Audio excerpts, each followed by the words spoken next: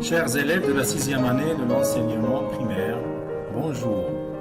Aujourd'hui, on va étudier l'unité numéro 6 qui sera consacrée à l'évaluation et la consolidation de toutes les connaissances vécues en cette année. Cette unité est divisée en 4 semaines. Pendant la première semaine, on va évaluer l'unité 2 et 3. Pour la deuxième semaine, la consolidation des unités 2 et 3. Troisième semaine, évaluation des unités 4 et 5. Et pour la quatrième semaine, la consolidation des unités 4 et 5. Pendant cette année de la 6e année de l'enseignement primaire, nous avons rencontré durant notre année scolaire les thèmes suivants. Voyage et souvenirs, environnement, santé et maladie, et sécurité et code de la route. Passons maintenant à la semaine 2 qui sera consacrée à la consolidation des unités 2 et 3. Dont les thèmes sont voyage et souvenirs et environnement. Passons maintenant à la conjugaison. Toujours dans la deuxième semaine, commençons par faire un rappel des leçons de conjugaison vues en unité 2 et unité 3. Commençons par les verbes au passé composé. Je retiens. Alors, pour conjuguer un verbe au passé composé, on conjugue l'auxiliaire être ou avoir au présent de l'indicatif. Puis, on ajoute le participe passé. Bien. Certains verbes se conjuguent avec l'auxiliaire être et d'autres verbes se conjuguent avec l'auxiliaire avoir. Par exemple, le verbe tomber se conjugue avec l'auxiliaire être. Il est tombé. Le verbe voyager se conjugue avec l'auxiliaire avoir. Tu as voyagé. Le participe passé des verbes conjugués avec être s'accorde en genre et en nombre avec le sujet. Exemple, elles sont allées à la plage. Donc vous avez ici l'auxiliaire être. Donc le participe passé doit s'accorder avec le sujet. Aller, on ajoute E du féminin et S du pluriel. Le participe passé des verbes conjugués avec avoir ne s'accorde pas en genre et en nombre, sauf dans certains cas bien sûr. Exemple, elles ont joué toute la journée. Donc vous avez ici elles, pluriel féminin, et jouer ne s'accorde pas. Deuxième leçon est l'imparfait. Je complète avec les terminaisons d'écrire radical du verbe raconter. Si le passé composé sert à, alors à quoi sert le passé composé? Le passé composé sert à raconter des actions dans le passé. L'imparfait sert à décrire une situation, des personnes, des lieux dans le passé.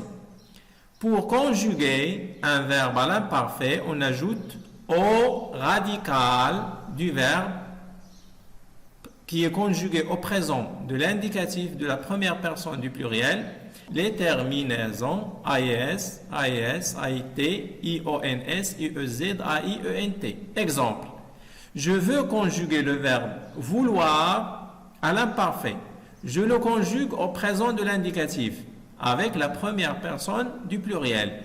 Nous voulons. Donc le radical ici c'est voul. Et bien sûr j'ajoute les terminaisons à voul, le radical plus les terminaisons. AIS, AIS, AIT, IONS, IEZ, AIENT. Je crois que c'est facile. Bien, deuxième leçon. Je complète toujours pour l'imparfait. Je complète la carte mentale en donnant des exemples. Bien sûr, rappel des terminaisons. Les terminaisons de l'imparfait sont AIS, AIS, AIT, IONS, IEZ et AIENT. Donc l'imparfait de l'indicatif est utilisé pour exprimer une habitude ou une action répétitive, une action qui se répète, ou bien une habitude, ce que je fais souvent. Par exemple, pendant les vacances dernières, je marchais chaque matin le long de la plage. Vous avez ici le verbe marcher, conjugué à l'imparfait, parce que chaque matin, je fais cette action. Bien sûr, au passé. Décrire un état avec être, avoir ou un verbe d'état. Les verbes d'état sont des verbes qui expriment un état ou une manière d'être du sujet. Exemple, par exemple, le verbe être, devenir, paraître, sembler, demeurer, rester, avoir l'air, passer pour. Donc, on les utilise pour exprimer un état ou bien une manière d'être d'un sujet. Exemple, hier, j'avais mal à la tête pendant toute la nuit. Verbe avoir ici. Troisième indication, décrire en utilisant des verbes descriptifs. Par exemple, elle portait un chapeau orné de fleurs multicolores. Donc vous avez ici la description vestimentaire d'une dame qui portait un chapeau orné de fleurs multicolores. Bien. Maintenant, passons au présent de l'indicatif. Je retiens toujours, je complète le présent, sa formation et ses valeurs. Alors, qu'exprime le présent ou bien quelles sont les valeurs du présent? Alors, le présent exprime une action ou un fait qui se déroule au moment où nous nous exprimons. Ce que je fais maintenant, en ce moment. Par exemple, maintenant, je regarde la leçon de conjugaison. Ou bien, le présent exprime une vérité générale, quelque chose que tout le monde connaît. Par exemple, la capitale du Maroc est Rabat. Troisième valeur, il exprime un fait habituel. Par exemple, chaque dimanche, je rends visite à ma grand-mère. Chaque dimanche, je vais visiter ma grand-mère. Quelles sont maintenant les terminaisons? Donc, la formation du verbe, ça veut dire le radical plus la terminaison. Pour les verbes du premier groupe, E, ES, E, ONS, EZ et ENT. Pour les verbes du deuxième groupe, c'est I avec S, IS, IT. I2S, ONS, I2S, EZ et I2S, ENT. Pour les verbes du troisième groupe, il y a différentes terminaisons selon le verbe. Vous avez ici un tableau qui rassemble les trois groupes. Par exemple, ici vous avez premier groupe, deuxième groupe, et pour le troisième groupe, on peut trouver SXDSE, SXDS, ES, TDE, ONS, EZ, ENT pour tous les verbes. Pour les trois personnes du pluriel, toujours ONS, EZ, ENT, mais attention, il y a des exceptions. Par exemple, pour S, par exemple, je dis je mets avec S. X, par exemple, je veux. DS, par exemple, je prends. E, par exemple, j'offre. Le verbe offrir, j'offre, prendre, vouloir, mettre.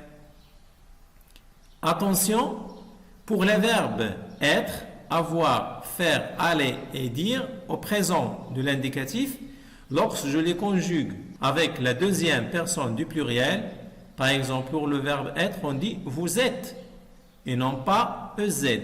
Pour le verbe faire, on dit vous faites et non pas EZ. Pour le verbe dire, on dit vous dites et non pas EZ. Faites bien attention pour ces trois verbes. Maintenant, pour la troisième personne du pluriel, pour conjuguer ces verbes avec la troisième personne du pluriel, par exemple, pour le verbe être, on dit ils sont. S-O-N-T. Attention, ce n'est pas E-N-T. Avoir, ils ont, et non pas E-N-T. Faire, ils font, et non pas E-N-T. aller, ils vont et non pas ENT. Faites bien attention à ces exceptions. Bien.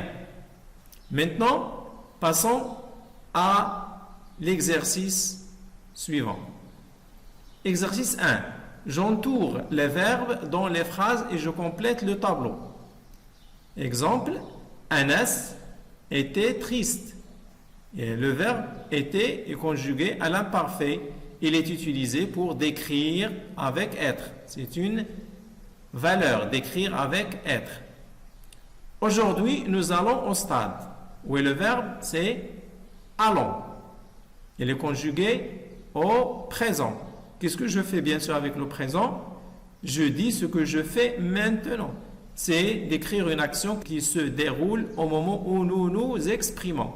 Hier, j'ai révisé mes leçons. Le verbe c'est est révisé. Il est conjugué au passé composé. Il raconte une action du passé. Raconter une action du passé. La semaine dernière au cinéma, une fille a hurlé de peur. Vous avez ici le verbe a hurlé.